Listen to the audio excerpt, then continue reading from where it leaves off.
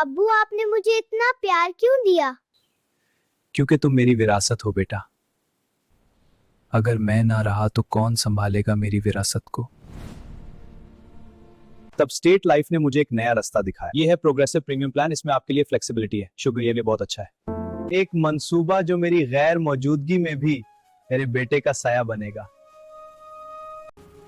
फिर वो दिन आया जिसका मुझे डर था।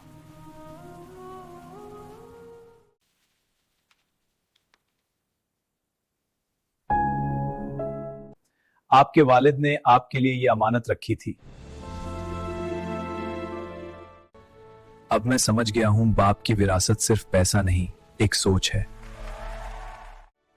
और आज मैं वही विरासत अपने बेटे के नाम कर रहा हूं। State life progressive premium plan. अपनी विरासत को हमेशा जिंदा रखें। आज ही राब्ता करें।